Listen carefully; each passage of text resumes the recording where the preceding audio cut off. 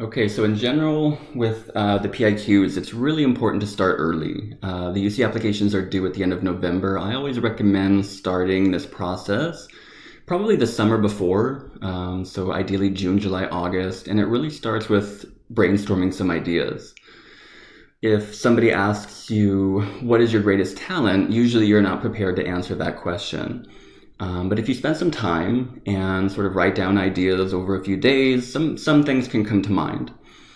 And sometimes the best thing to write about might be the fifth or 10th thing that comes to your mind. So in the beginning, it's really good to just sort of do a brainstorm like that. What are some of the possible topics I could imagine writing about here? It also allows you to save time for edits. UC Berkeley, at least near DVC, will allow students to take their PIQs and talk with their admissions officers about recommendations, suggestions, or strategies to improve it. It's a really good idea to have it reviewed multiple times. And if you can make an appointment in September and then October and then November with a counselor to kind of have it reviewed, or with someone from the admissions offices, that's great. It's a really good idea to have as many eyes sort of take a look at it as possible with the basic sort of recommendations and themes that we've talked about here kept in mind. You also want to figure out where to put information. You might have struggled with loss in life, or where would you put 3 of the student clubs that you're participating in? You might have a lot of different volunteering experience over the years that have changed and impacted your major.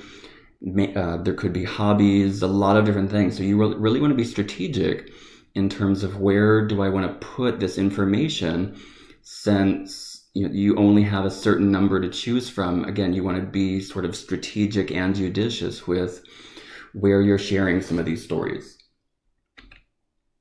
Again, and we looked at this in the first video, but what you did is not necessarily the most important thing. Again, you're trying to connect with another person, to show them who you are and why you're doing the things you're doing, not just telling them that you did it. So you might say, I was president of one of the student clubs, or student government at the community college. Great, but tell me why you did it again. What was it about that position inspired you? And I have an example down here, and maybe it wasn't necessarily president, but maybe treasurer. You can say about how much you learned. It taught you about the importance of communication, about paying attention to detail. So it's really about conveying to the reader what you picked up along the way, how you learned. Talk about that journey. Let us inside your head a little bit in terms of what's the insight that you've gained, what is the self-understanding, self-knowledge you've gained through these different experiences.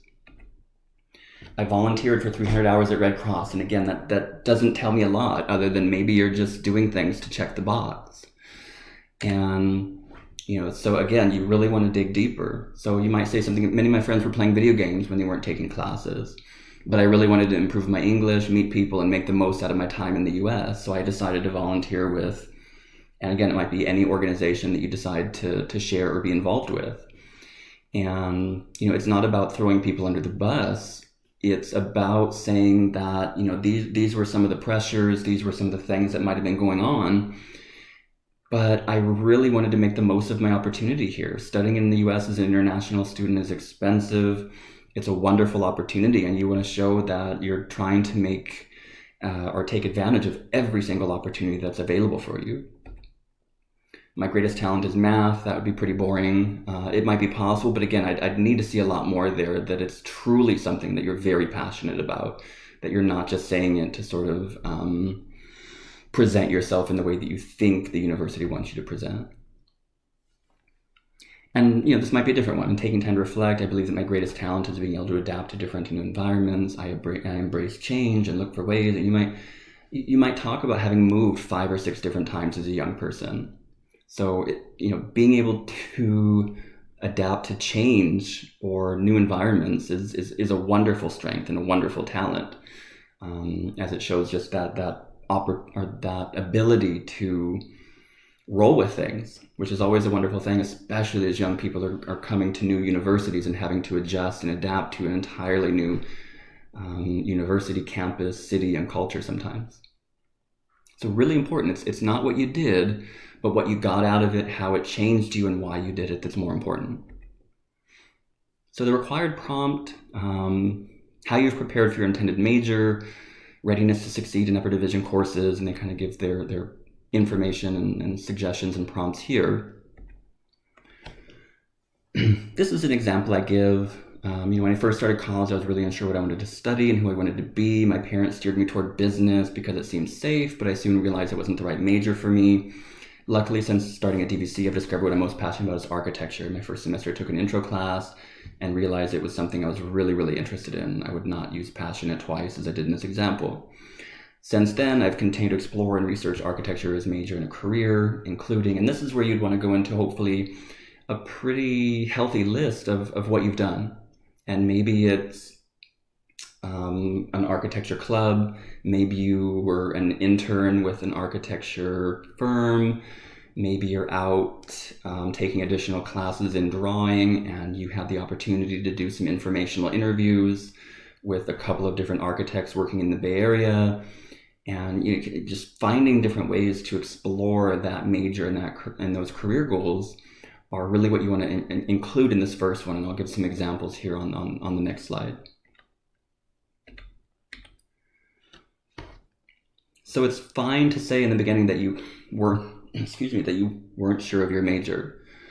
It's fine. Students change their major all the time. There's so much indecisiveness. It would be really difficult to hope or expect that young people at the age of 18 or 20 something know what they want to do with the rest of their life. We continue to grow a lot through college and through life in general. So certainly feel free to be honest in that journey. You might say you really enjoyed an intro to psychology course, or that you learned a lot through your parents' business. Maybe you did an internship in your field. You volunteered, you're a chemistry major and you volunteered in a lab. You can talk about how your instructors inspired you. If you're applying for things like psychology, social justice, sociology, you can of course share some of the different organizations and different things you've been involved in.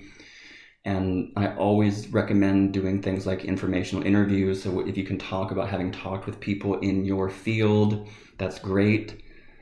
You can talk about, living in 3 different countries, and that's why you're, really interested in international relations and international business. So you really want to, think about how did you find your major and be very honest with how you found your major. And you can share a little bit, not a lot, but what future goals you might have related to your major, and more specifically, what experiences you've had. So these are some of the themes to think about, some of the ideas to think about in terms of what to include in that first prompt. How did you prepare for this major? How have you researched your major? How do you know this is the right direction for you? This is really important with this first prompt, and this is where students make a lot of mistakes and errors. So anything before community college should be pretty brief. So if you're going to talk about your experience with, really loving to take computers apart as a young person, that's great. That probably was an important part of the foundation. But from there, you really want to start digging into the community college experience as soon as possible, because they want to know who you are now. And if most of your essay is filled with information from who you were in high school or who you were when you were 12, they're not getting a really clear idea of who's sitting on their desk today. So it's fine to share things that happened a long time ago, but like I say, it's no more than a couple sentences, hopefully, and then you get into the college piece. Originally thought economics, then I found computer science. I joined DVC Coders. I was a math tutor, maybe worked in the computer lab, talked to programmers, did a part-time job. Any of these, probably going to be difficult to do all of them because life is challenging enough as it is, let alone trying to pack in everything, but hopefully you're able to get in some. But really talk about what you did in college. And again, why, what did you learn, how did you grow, how did you make sure that computer science or whatever major you're writing down on that college application was the right one for you. This is another one that comes up a lot, is applying for different majors at different campuses, and this is very common and it's completely fine. This has no impact on whether or not they're going to admit you. The universities value young people who have a range of different interests. Of course, if it's very far apart, then it's going to be a challenge to sort of connect them. But in general, you want to find a common theme. So you could always say something like, I've always enjoyed working with people and fighting for social justice. That should open up a lot of majors for you on your application, and you can roll right into the rest of your essay from there. And you're able to apply for any number of majors. I wrote 4 here, but there's probably 20 or 40 that would be very relevant to that centralized theme. You can always say, I've always been interested in economics and finance. And again, you can think of things like econ, math, actuarial science, statistics, finance, math econ. There's going to be a lot of different majors in this area also, and then you can sort of roll into your essay again. So again, don't worry if there's different majors. Your goal is to find a general theme. Always interested in math and data science. So again, statistics, financial and actuarial mathematics, econ math. Very common. Don't let it discourage you or dissuade you from applying for that range of majors at the different campuses. In the next video, we'll look at the 7 different questions that you can choose from, and we'll talk about some of the different strategies or themes you could think about in those.